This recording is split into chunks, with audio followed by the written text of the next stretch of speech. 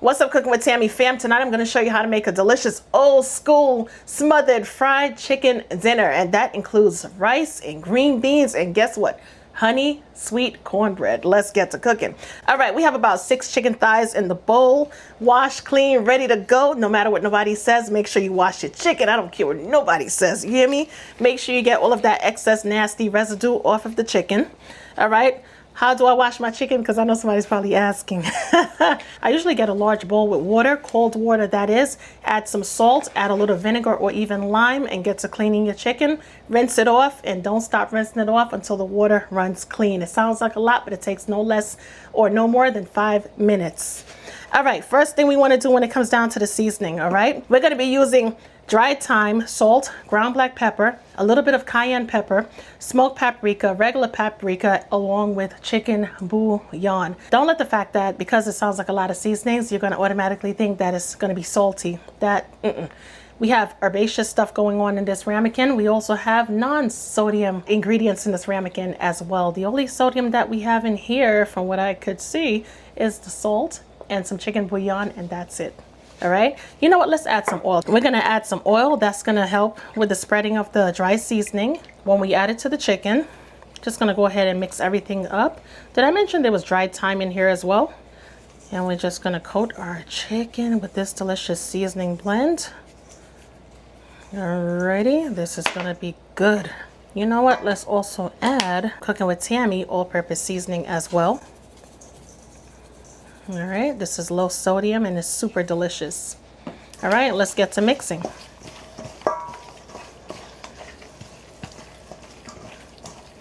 Once you get in the kitchen and cook with confidence, I don't care if you don't know what you're doing. Get in here and act like you know what you're doing. Your food is gonna come out perfect.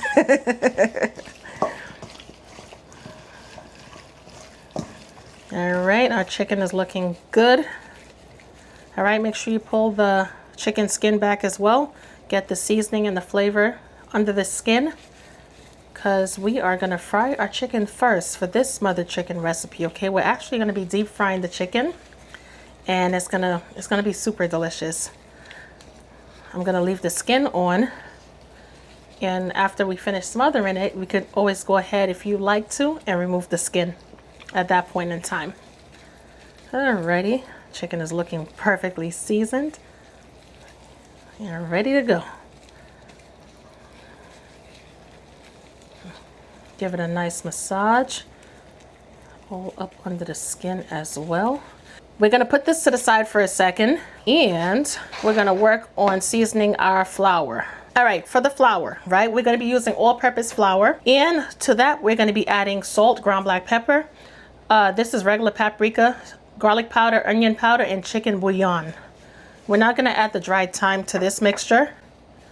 We're just going to use our hands to incorporate the seasonings into the flour. I got to be honest with you, it's really important when it comes to your flour, because it's one thing to season the chicken and it's another to have unseasoned flour. Let's add our chicken to the seasoned flour.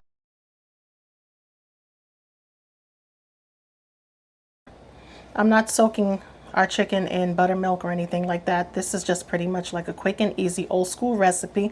Time to eat, let's go, we all starving type of situation. No need for the other stuff.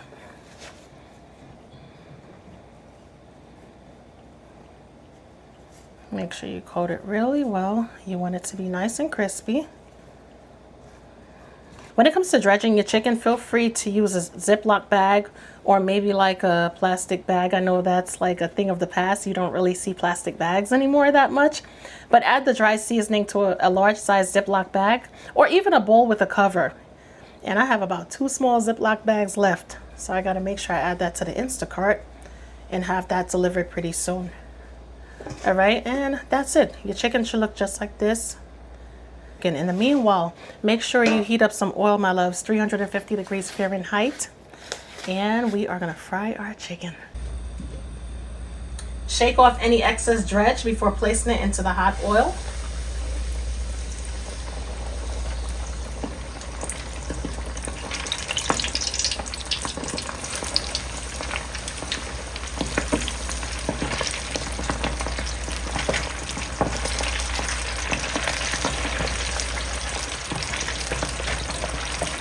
Make sure if you're deep frying, the ratio of oil to food is perfect because you don't want the oil to bubble over and get into the flames.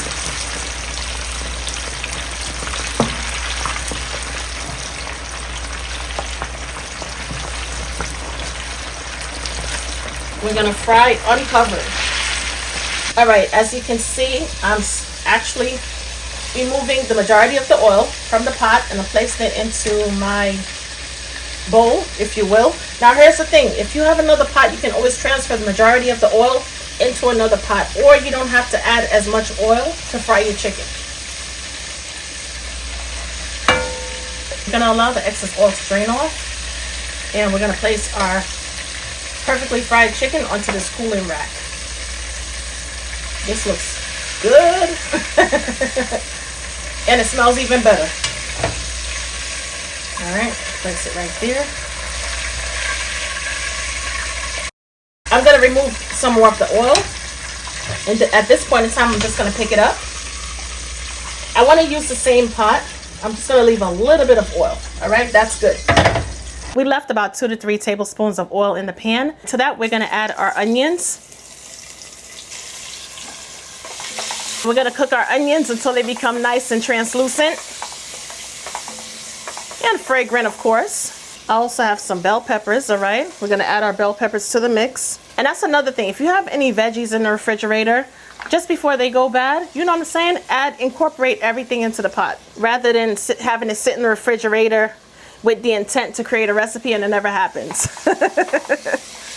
Stir that on up as well. Make sure you coat the bell peppers with the chicken oil or grease. This chicken oil smells so good. All right, scrape down the sides. And at this point in time, we are gonna add some of our seasoned flour. Couple tablespoons. Don't worry, all of the measurements is going to be in the bottom of the description bar area of the video. Stir that on up. And the flour is going to work as our thickener for our gravy. All right, we're going to toast the flour for about 30 seconds. I want a nice brown gravy, so I'm going to allow the flour to darken just a little bit before adding the liquid. All right, let's add our chicken broth. If you don't have chicken broth, feel free to use some bouillon with some added water. However, make sure it's more water than bouillon because bouillon contains a lot of sodium. Or if you have chicken broth, no need to worry. Just add that and stir it on up. Make sure the bottom of the pan is smooth at this point in time. All right, use that spatula and put it to work. All right, this is perfect. Let's season. Cooking with Tammy, all-purpose seasoning goes in. We're also going to add some smoked paprika. When making a gravy, it makes it taste great. We're going to add some garlic powder. Light hand, of course, because we could always get back in there and add additional if necessary. We're going to add some onion powder, along with our fresh, well, not fresh thyme, but dried thyme. If you have fresh, add fresh thyme. We're also going to add some Italian seasoning. We're going to give it a good stir.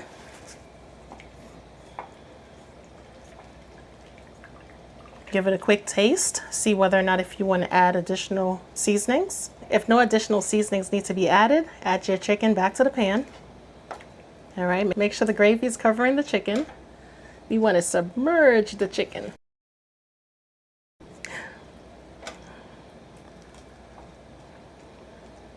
I'm going to transfer this on over to the other stovetop, and we're going to make our rice, our flavorful rice. I'm so super excited. But nevertheless, we're going to cover it down and allow it to cook for about 35 to 40 minutes until the chicken is nice and tender and the sauce is thick, rich, and delicious. All right, Cooking with Tammy fam, let's make some rice. Now here's the thing, when it comes down to making rice, it's a science, all right? I'm gonna be using parboiled rice. And with that being said, per every 1 cup is 2 cups of water. Get what I'm saying? So for instance, if I'm using 2 cups of rice, I'm gonna be using 4 cups of water. So the amount of rice the water doubles, and it comes out perfect every single time. I'm gonna allow the parboiled rice to boil for about 20 minutes, and that's all it needs. All right, I like to flavor my rice, so I'm gonna add some bouillon to the water.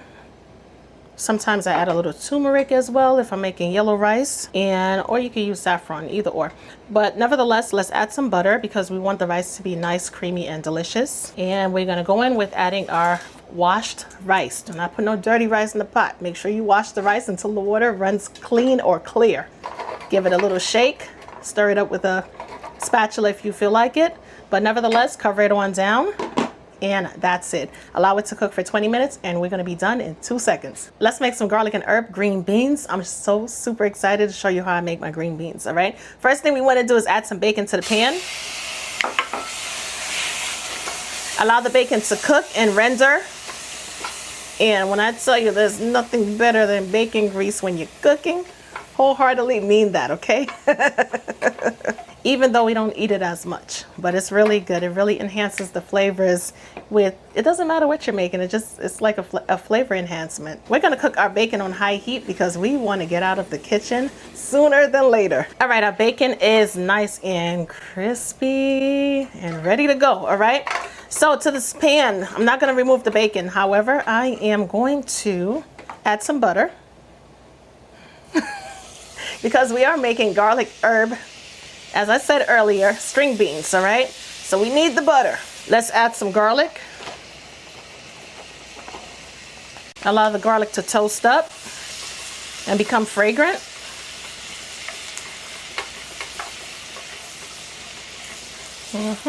Let's add our washed green beans to the pan.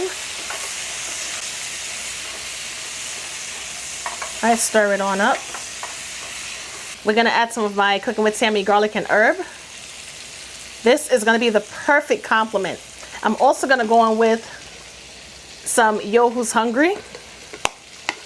The Yo Who's Hungry seasoning is an all-purpose seasoning with an herbaceous flair. It is so good. If you don't have it, get your hands on it because it's gonna be worth it. It's gonna be worth every single nickel and dime. Trust me when I tell you, it's real good. And that's about it. We're gonna cook our green beans until they are at your desired texture because some people like their veggies more crunchier than others. Me, I like mine's in between, right? I don't like to cook it until it's like totally wilted and then it's soft and mushy. No, I want the veggies to maintain that crunch. When you bite into it, it's like you hear that little crunchy sound. To me, that's the best flavor ever. When it comes to making the honey butter cornbread, you could do two things. Pull all of these ingredients like I just did, or get your hands on some Jiffy cornbread mix. Now I know there's a lot of people out there who give a lot of slack for using boxed cornbread mix, but guess what? It's here for us to use. Feel free to use it and feel unguilty while using it because guess what? The way how this is prepackaged is going to come out perfect anyway. You know what I'm saying? Rather than having to pull all of these ingredients. And not to mention, it's more affordable when you buy the box versus having to use individual ingredients. Anyway, let's make this cornbread. First thing we're going to do is we're going to add our dry ingredients to a bowl. I'm going to start off with adding equal parts of refined cornmeal and all-purpose flour. We're also going to add some brown granulated sugar. However, use whatever sugar you prefer. Let's add a pinch of salt. All right, salt and sugar works perfectly together. The salt helps to balance out the sweet flavor. We're going to add some baking powder and baking soda. We're going to give it a good whisk or a good mix, either or. Just get it incorporated.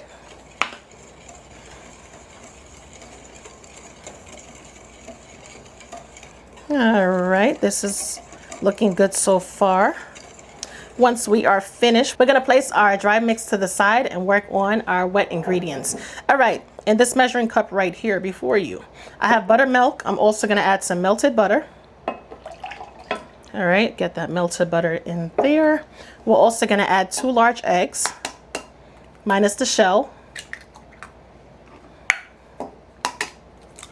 Alrighty. For that ultimate flavor, let's add some vanilla extract, pure vanilla extract. Add a good amount. And let's combine everything together. Alrighty, bring this back in. And let's add our wet ingredients to our dry ingredients, all right? All while combining. To brighten this up, we're also gonna add some honey to the mix. Add a good amount of honey if you like your cornbread to be sweet. I'm gonna use my 6-slot muffin baking pan. And it's not the small size baking pans or small size baking cups. It's the large ones. So 6 is going to be perfect. However, if you have a regular muffin tin that has the regular size 12 slots, that would be perfect. All right, this is mixed perfectly. That's it. It took us longer to pull the ingredients than it did to actually mix together. How funny, right? We're going to add some butter because obviously we don't want our cornbread to stick. Get this off of here. Once we try to get it out of the pan after it's finished baking. So if you have some non-stick cooking spray, it's even faster than adding the butter. You can just add some spray to the tin, and that's it. Make sure you get it all around the muffin tin. All right. No slot left behind. We have enough butter going on. This is going to make for a much easier pour. Grab that spatula, get the spatula to help us out. Make sure you clean off the muffin tin, unless you're going to place it on top of a baking sheet. Okay, we're going to pour our mixture. We're going to pour our mixture into the tin just like that. We're not going to fill it all the way to the top. We want to give it enough room to puff up. All right, that's perfect. If you want to add this to a loaf pan, you can do that as well.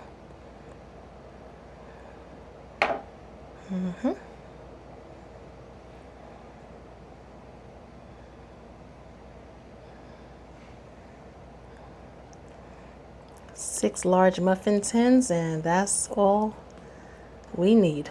We're going to clean it off before we place it into the oven. Into our preheated 400-degree oven. That's Fahrenheit, that is. I'm going to write Celsius as well. I'm going to start incorporating that with the recipes. So that way, if you're cooking in another country, because I know there's people watching all over the place, right? Hey, everybody. But nevertheless, into our preheated 400-degree oven for about 15 to 18 minutes. We went ahead and removed our cornbread muffins from the oven. And as you can see, they came out beautifully. Okay. We're going to take some melted butter and add some honey to it. Stir it on up, make sure everything is perfectly combined. And we're going to take our basting brush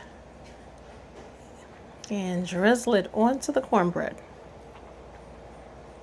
That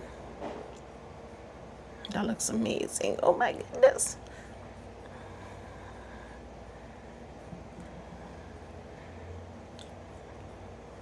Gonna do this one right here, and I'm not gonna do the other two because not everybody in the house wants the extra butter, so that's not a problem. But I'm gonna let all of that extra butter seep into the cornbread. Really quick, check out our seasoned rice. Rice came out perfectly. We have our smothered chicken as well. This looks gorgeous. The chicken is so tender, it's breaking apart, literally. All right. And we have our beautiful green beans infused with bacon and garlic and herb butter. Gorgeous.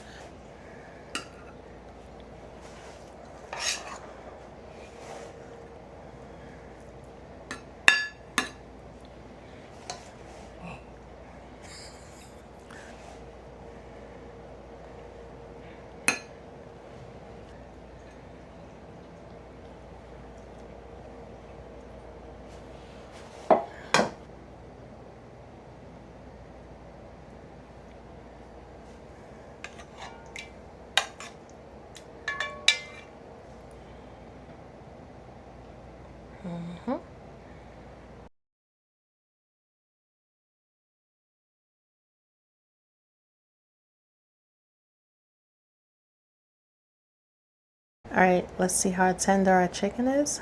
Wow. Wow, this is, and it's perfectly cooked. This is pretty.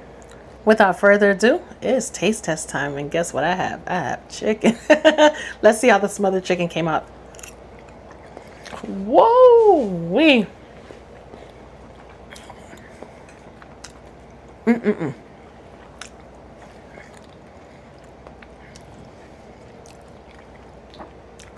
Good times are definitely here again. This is good.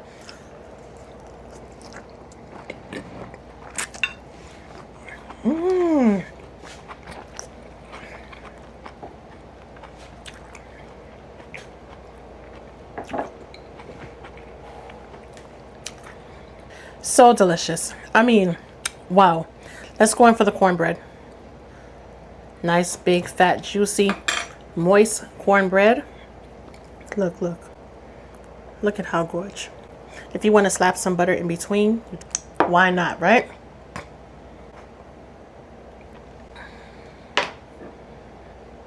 Come big or don't come at all.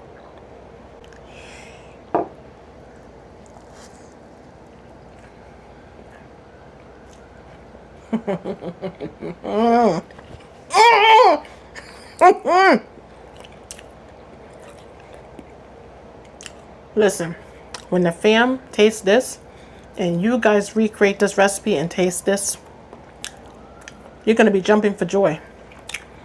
I don't know what's better on this plate. The garlic and herb bacon style green beans, the beautifully tender, delicious country style smothered chicken, or the buttery rice, or the cornbread. Man, listen here. This is crazy good. Give this recipe a try. Let me know what you think. When I tell you soft and moist, yo. Listen, you got to try this recipe out. When I tell you this right here is great for Sunday dinner, this is definitely great for Sunday dinner. Or if you're just looking for that extra comfort throughout the week, make this recipe. You have nothing to lose. All of the ingredients that we used, easily sourced, cost efficient, and absolutely delicious once you put everything together. What makes our food taste absolutely delicious is your girl cooking with Tammy seasoning as well.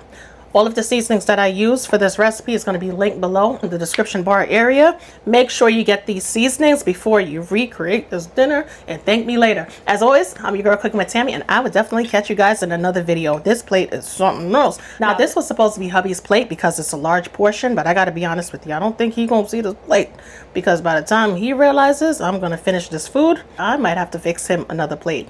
Talk to you later. Bye, guys.